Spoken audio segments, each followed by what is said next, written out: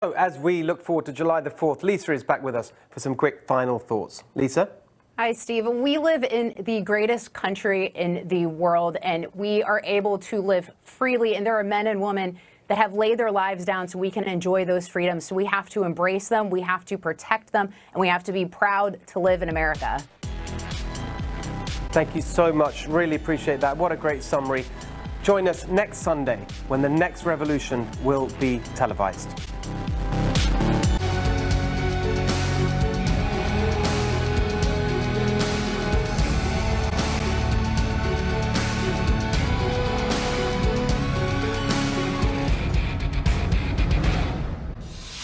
Hello, America. I'm Mark Levin. This is Life, Liberty, and Levin. I have a special guest.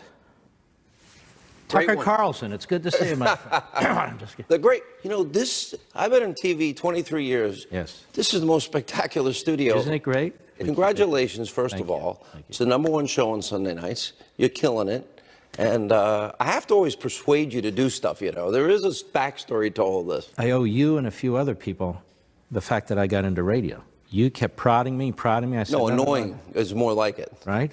Oh, I annoyed you. We've known each other for over 20 years. Mm-hmm. We're best friends. And you haven't changed at all. You haven't changed at all. I remember when you were doing a local show on WABC, and then you hit the big time. You substituted for Rush. You went into syndication. You started with Fox at the very beginning of Fox. 1996. 1996. You've been there the entire time.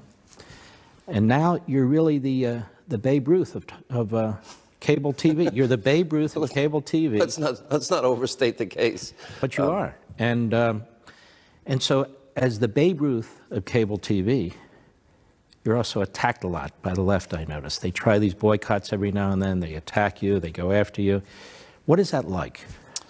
Wow, this is a great question. The most important thing to me, I don't care, not even a little bit, Mark, one bit what the left thinks of me. I just care about what's right. Like you, I have a love and a passion for this country. And I always brought up in 2016, I do it by design, it's my way. You have your gifts and your unique style. Rush has his unique style. I like to be myself. And I saw 13 million more Americans on food stamps, 8 million more in poverty. I saw the lowest labor participation rate since the 70s, worst recovery since the 40s, 51% low in home ownership, a doubling of the debt. I give those numbers out regularly on purpose because those are real people, real Americans, real suffering, and they're suffering because of government failure. And this is your wheelhouse. This is what you do. And you do the history of our great founders and framers and philosophers. But at the end of the day, I'm looking at it from a very practical standpoint. What works? Why does it work? But why do you think you're attacked the way that you're attacked? I'm attacked because for a lot of these people, it's about power. You know, we had the most unbelievable week where Pam Bondi is attacked. Think about this. Secretary Nielsen is attacked. Sarah Huckabee is attacked. Conservatives are being thrown out of restaurants. They're being followed. You have high-profile Democrats suggesting that we get confronted in gas stations, in restaurants, wherever you see. It's like a mob mentality has taken over. And the real reason for it is that in 500 days, the economy's flipped dramatically. Every economic indicator we have is off the charts. Nobody thought Donald Trump would win. Nobody thought he'd get the primary. Nobody thought he'd beat Hillary. And nobody thought he'd be this successful. And we're now in the silly season where Democrats have only one single playbook. And that is Republicans are racist, sexist, misogynist, homophobic, xenophobic, Islamophobic. And it's one big lie. You know, let me look at one economic statistic. 14 states in the United States right now have record low unemployment. African Americans, record low unemployment. Hispanic Americans, record low unemployment. Women in the workforce, record low unemployment. The success of Donald Trump is a clear and present danger to the left in America. It is a threat to them. And so, like when he first got into office, which he never thought they'd win, they're imploding. Now that he's successful, And now that the Mueller witch hunt, which you've been very articulate about, is imploding, now that the economy is successful, nobody expected little rocket man to be returning hostages, to be dismantling nuclear test sites, to be willing to talk about the denuclearization of the Korean Peninsula. Nobody thought Donald Trump would get that when he was talking about fire and fury, and Donald Trump was talking about little rocket man, and he was saying, my button's bigger than yours and mine works. And it shows peace through strength works. It shows the president's economic philosophy works. How long have we as conservatives known that government bureaucracy is killing business? It is destroying, states like Ohio and Michigan and Wisconsin and Pennsylvania, all around the country. We now have 4 million new jobs created in just over 500 days. So why am I attacked? Do you think you're attacked because you give voice? Yes. To conservatism? Yes. Because you're successful in giving voice? Yes, all of the above. And because you are a defender of the president and his policies? These policies are working. Yes. And to answer your question, it was a roundabout answer, Mark, directly, is that for most of my career, I go with my heart, my gut, but I'm also very connected to those people that are out of work. I bought a painting by John McNaughton, and he's a patriotic and religious painter. He's out of Salt Lake City, and it's a forgotten man. And the Forgotten Man painting is a young man on a bench, and all the presidents, and Obama got his foot on the Constitution, which you revere. And the reason that this election was about them, you know my background, I don't want to bore you. Do you think well, that's what I want to get to. Do you think you identify with these folks? 100%. And the president's policies because of how you grew up and your background and Yes. how you came up and your parents? Explain. Okay, my grandparents came here with on average, $10 in their pocket from Ireland at the turn of the last century. And they had no hopes, no dreams, except to make a better life for their children. And hence, my parents did better. And I literally believe I stand on the shoulders of those 4 grandparents. All 4 came from Ireland. And my parents, they never really had any money. They were modest, middle-class parents, family. Mark, I was delivering papers at 8, washing dishes at 12, by hand, not a machine, in a restaurant every Friday, Saturday, Sunday. I became a chef, a busboy, a waiter, a bartender. Then I got into contracting. Painting, hanging wallpaper, laying tile, framing houses, fell off a roof. Come to my house. I need some Hey, tile. you need some work done? Yeah, but anyway, yeah. Yes, the answer to your question is I'm a dishwasher who works hard and harder than I've ever worked, and that I believe in this country, and I believe that I've been blessed more than I deserve, and I absolutely, positively, I abhor that the fact that when America's in decline, this country can be and is the shining city on the hill, as Reagan talked about. And it is, frankly, my obligation. Look, I now have made money. I've lived with no money, and now I have money. It's better to have money, and it's better to have opportunity, and it's better to have a growing, thriving economy, and it's also better to have peace in the world. And we don't need to be at war with everybody. What did your parents do? My mom was a prison guard for 25 years. My dad worked in family court probation. Most of my family was in law enforcement. It was a big deal. I've never told the story. I was appointed to the New York Police Academy when I was 19. Really? 19 or 20. Last minute, I took this, believe it or not, I passed the psychological, passed the physical, got a 99 on the written, was appointed to the academy, and like 2 days before I said, I don't know. And I have no idea why I made that decision, because it was a big deal in my family to be a civil servant. The 2 relatives I had that made it to the FBI, they were like a deity. That's why it hurts for me to be looking at corruption in the FBI, not to get too off track here. Look, America is supposed to be, we all want the same thing in a way. Everybody wants a nice house in a safe neighborhood. They want a decent car to drive. They want to go out to dinner once a month or every 2 weeks. They want to take their kids when they're 5 or 6 to Disney. But they're willing to work hard for that.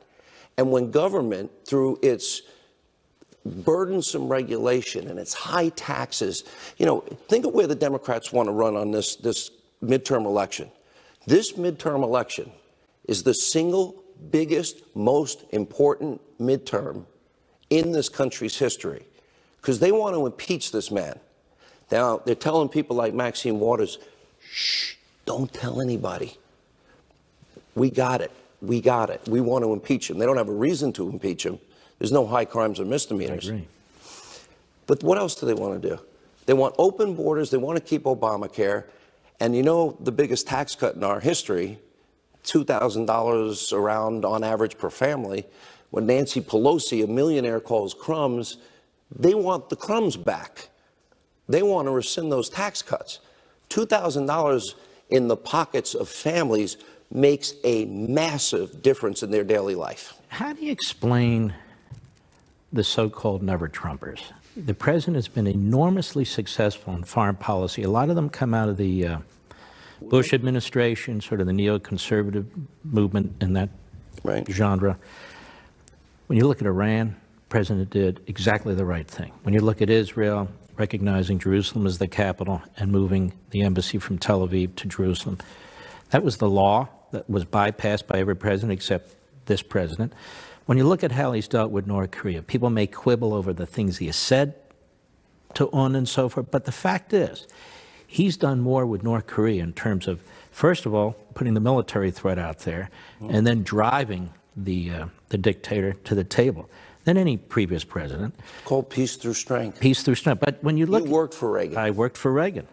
And I supported Trump in the general election. Yes, you did. And I see a lot of similarities. I'm not talking about the way they speak, but there's a charisma to both of these men, and there is a principle to both of these men.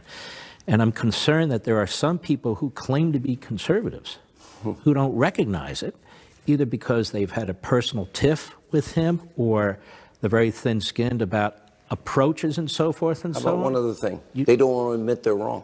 They don't, and you've been in a fight with a lot of these people.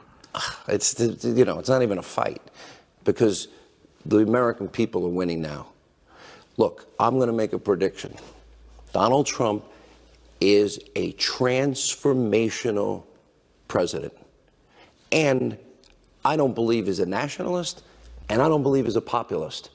I have always remained in my entire career consistent. I am a Reagan conservative, and which you were the chief of staff for Ed Meese, one of the greatest attorney generals we ever had. And so you know Reagan's policies as I do. I can cite the economic statistics, 20 million new jobs, literally doubled revenues to the government, revenues go... And he was hated too, attacked by the same forces. Well, wait a minute. He was called an amiable dunce by Republican establishment figures, and voodoo economics was a Bush term. Look, it took him 3 times to get the nomination.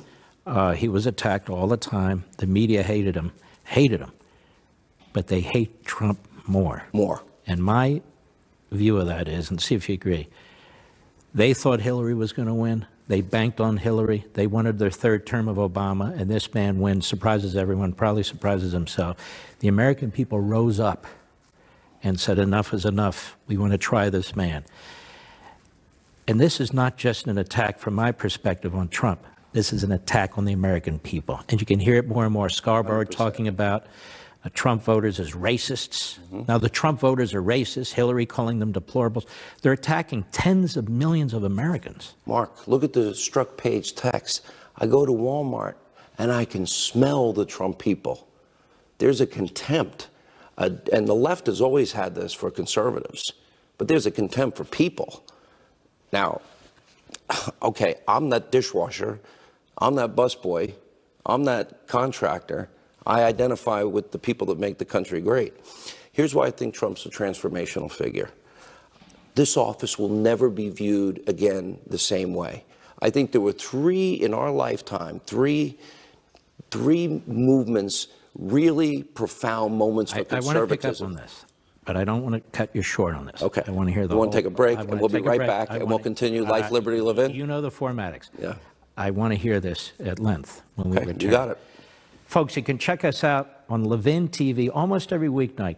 Go to crtv.com, sign up, or call 844-LEVIN-TV, 844-LEVIN-TV. We'd love to have you. We'll be go right ahead. You know, let's go back to the Reagan comparison for a second. I'm looking at Trump. Besides trade, and I know where you stand on trade. Okay. Okay, let's put that aside. Right. You and I have discussed privately. I still think everything's a negotiation. We're never going to get to that point because I know this man pretty well. Donald Trump, if you go back to Reagan, Reagan was hated by the establishment, as we were discussing. And all of a sudden, we get 20 million new jobs, longest period of peacetime economic growth. Mr. Gorbachev tear down this wall, the evil empire, kind of similar to Little Rocket Man, Fire and Fury. And now even Democrats can't help but acknowledge how great the Reagan years were. Same thing is going to happen to Donald Trump in this sense.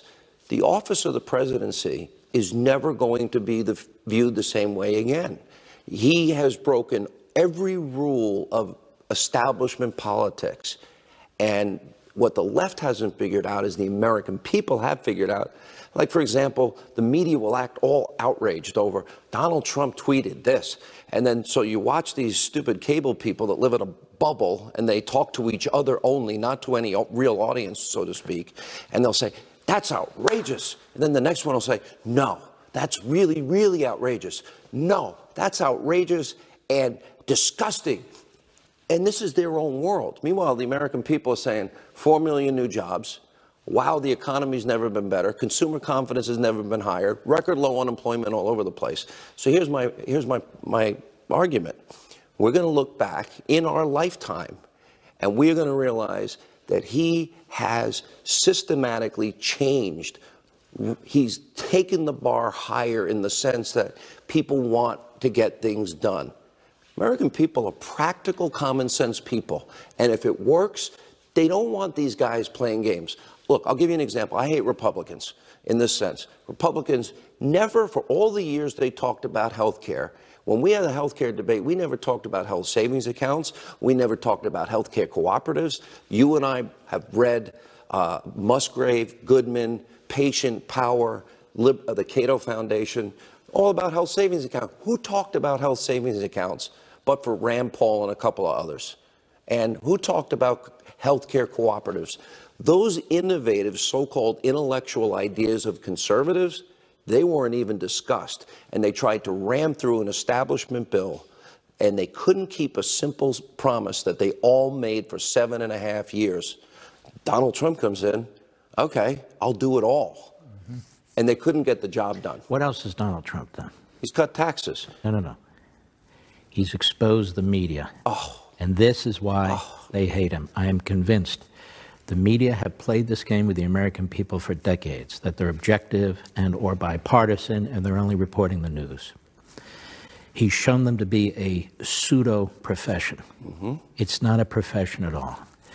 And what he's shown them also to be is groupthink of one mind. There's different characters, you know, different levels of intelligence, some of them quasi-intelligence, if you will, and so forth. He drives them nuts because he calls them out. And then they accuse him of attacking them. Press freedom. He's not attacking press freedom. He's pointing out how they're undermining press freedom. In 2007 and 8, I said journalism in America I remember this. Is dead. Right. I didn't even know how right I was at the time. Here's what they haven't figured out, and I love this part. What they haven't figured out at CNN, they have been so branded, they will forever be known as fake news, CNN.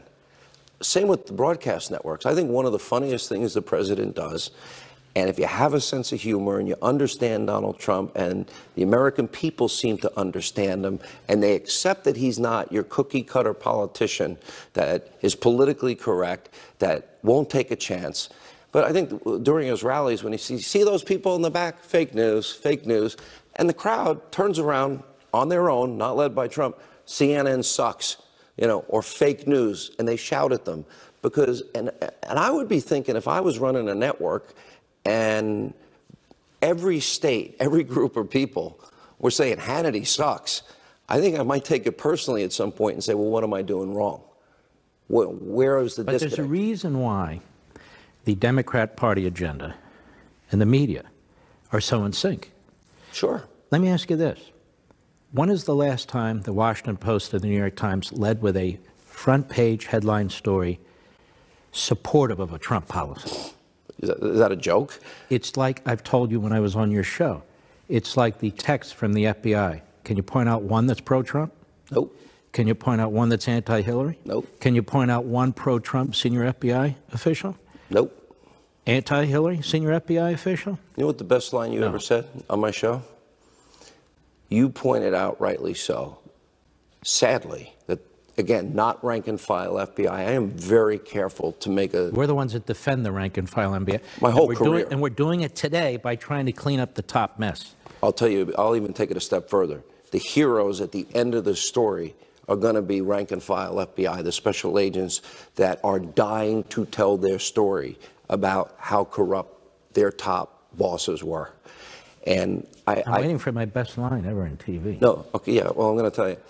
Your best line ever was, sadly, it's a sad line, but it's true, and it captures it all, that literally what they have done to try and subvert an election is far worse than anything Russia could have imagined. This is why nobody seems to understand how profound this is. The other part of this is the IG report's only the beginning. This is what happened. Hillary committed felonies. Hillary obstructed justice.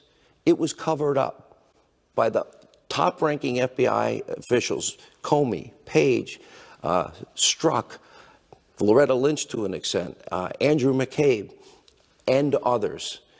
And they covered it up. They rigged an investigation. They wrote an exoneration before they interviewed her or 17 other people. That never happens. There have been other people that have gone to jail for far less than what Hillary Clinton did, and they did it so she could remain the candidate. We see written text how much they love her, and then they turned on Trump.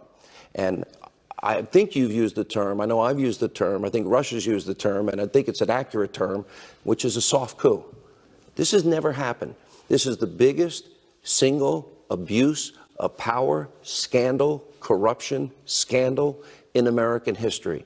And back to the media, they have missed the biggest story in their lives, and while simultaneously pushing a phony Russian narrative because their fixation is not helping the American people, but destroying one man after they supported her. Want Trump out. They want him to fail. They go after his family. Oh, it's disgusting. They go after his staff. They go after his campaign, and he's exposed them. 100%. And you were... Live from America's news headquarters, I'm Robert Gray. Exit polls are in for Mexico's presidential election, and they're predicting victory for leftist candidate Andrés Manuel López Obrador. The exit poll conducted by Mexico City-based polling firm Parametria shows the former Mexico City mayor winning with between 53 and 59% of the vote. Obrador's two closest opponents, left-right alliance candidate Ricardo Anaya and Jose Antonio Meade of the ruling Institutional Revolutionary Party, both have conceded. LeBron James is taking his talents to Los Angeles. The four-time NBA MVP is leaving his hometown Cleveland Cavaliers for a second time, agreeing to a four-year, $154 million deal with the LA Lakers. The 33-year-old star will join a struggling Lakers squad that's coming off 5 straight losing seasons. I'm Robert Gray. Now back to life, liberty, and... You know, Sean Hannity, believe it or not, people are going to want to know how we met, how we became best friends, that sort of thing. How did we meet? I don't even remember. I don't even know. That's a great question. Yeah. By the way, we think we're so smart. We're not that smart, I guess. No, I don't remember. Do you? It's a long time ago. No, but this is interesting for me because this is role reversal. Because I interview you. Right. Look, let me tell you. You like interviewing me? Yeah, I do actually. Because I interview you and I take out my phone. I don't have it with me. And I'll throw you one question. We actually have timed your answers. There's 6-minute answers, but they're chock full. But I like to let you do your thing. This is when I'm on Hannity on during the week. You know, look, I don't like to do interviews like this, and not because I don't like to do them. It's just I feel 4 hours a day is enough for me. Right. I'm on 3 hours on radio, an hour on TV. How much do people want of me? But I always interview you, although you've interviewed me on your radio show before. But interviewing you is what I find is I've gotten to be a better host because I listen more. I get my monologue out. I work on that thing from 8 in the morning till 9 at night. And I'm So you write your own monologue? Oh, every day, yes, absolutely. And I have a staff that helps put the tapes together. Do you read it off the board, or sometimes I can tell you're just doing it off your mind right away? If I have 13 minutes written, it's really a 20-minute monologue. Mm-hmm. Because the radio in me comes out, and I have the best prompter. I have signals. I'll give you my signals. So I'll be reading the prompter, and then I'll go like that. That's my signal. Don't move. Or I'll look away. In other words, keep it where it is because I have other things to say. That's right. That and I aren't build on around the it. monitor. But we add at least 5 to 7 minutes to every monologue, and I use them all. And there's so much to talk about. And I think has made me a better host. I actually have read enough research on me over the years. Mm-hmm. And when you're doing something wrong, your audience, they're smarter than you are. They're watching. They know, if I interrupt somebody, they get frustrated. Stop interrupting. And I find if I get it out in the beginning and I put it together and I try and make the best case every day. We start with an empty canvas. Every single day, it's a new day. And the challenge is you always have to assume there are new people that are watching. And so you got to set the foundation, but also keep bringing in the new information. And I try and do it as creative a way as I can. And it's a little bit of a challenge every day, but in all honesty, So I come on and I speak for 6 minutes. I'd let you go. No, but it works. Mm-hmm. And my audience. Have you ever interrupted me? Try not to. I try not to interrupt like I used to. The only restraints we have are the constraints of time. We all have that. But I honestly feel this is history unfolding before our eyes. I never finished the thought earlier. There was the Reagan Revolution. It transformed the country. I was the MC the night Newt Gingrich became the Speaker of the House. I lived in Georgia. I was a local radio host. And we're now in the third wave of this. And it's Donald Trump, the conservative, not all this nationalist populism. He's governing as a conservative. You think it went Reagan Revolution, Tea Party, correct? Trump Revolution? No. Reagan Revolution, Tea Party is a big component. Reagan, Newt contract. Tea Party, Trump. And now Trump. And Trump will go, I think, like Reagan, at some point, people are going to realize how transformational it is. We can't predict the future. I mean, you never know if there's a major economic downturn that may be out of all our control. You don't know about peace and prosperity. But I do know that this president looks at, when he says he wants to meet Putin, and he's developed a good relationship with the president of China, I think we already see dividends vis-a-vis North Korea. If we can denuclearization of the Korean Peninsula, is that not good for our kids and grandkids? Well, it is. And Reagan talked about getting rid of nukes altogether. He did. And keep something in mind, too, as you point out here. He's friendly with the dictator of China, but he's tough on China. Very. So he doesn't allow that to get in the way of his policy. Nope. And I noticed that, too. But let's get back to you. When did you start in radio? Wow. It's either 86, it's 87. 1987. It didn't last very long. I wasn't very good at it. I just knew that I wanted to be on the radio.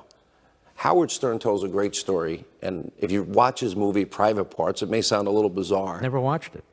You should watch it, because it actually, I identify with everything that he did. He once said, the light went on the first time I was on radio, and I have no idea where this comes from. None. It just came out.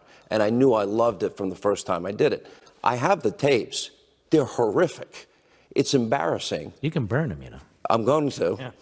My son, actually, who's 19, heard it once, and he literally said to me, "Oh, Dad," and put his hands over his face and said, "That's embarrassing." But I've been very fortunate in my career in the sense that I loved it. I ate it up. And then when I never had a vision that I could do it after growing up listening to radio. And then I did it. And then I wanted to do nothing else. And then I finally got a job, traveled. This is where it's similar to Howard Stern. I started traveling around the country, and I lived 5 years in Rhode Island, 5 years in California, 2 years in Alabama, 4 years in Georgia. I never thought I'd be successful. I always assumed, and do today, that I've done my last show. And when we return, what was your big break? What would you consider to be your big break? Don't forget, folks, to check us out on Levin TV almost every weeknight. Go to crtv.com, crtv.com. Join us. We'd love to have you. Or call us at 844-LEVIN-TV, 844-LEVIN-TV. We'll be right back. Sean Hannity, radio. What was your big radio break? It wasn't just one. Yeah, well, you can't deny when you're filling for Rush. Look, he's the pioneer. He forged the path. We all owe him a debt of gratitude. Absolutely. And I'm very appreciative. But I grew up listening to all these radio guys, Farber, Barry Gray, Bob Grant, John Scheuer was a money guy. And then I went and lived in Rhode Island. I'm listening to Jerry Williams, Gene Burns, these real pioneers of talk radio.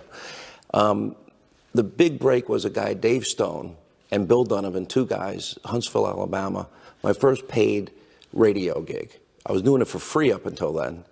And I packed up what was my contracting work van, and I drove across the country. That was break one.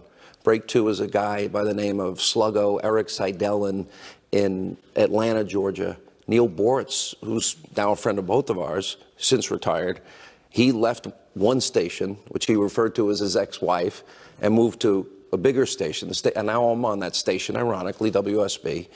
And then the big break was Fox News going on the air, and then that led to WABC, Roger Ailes and Phil Boyce.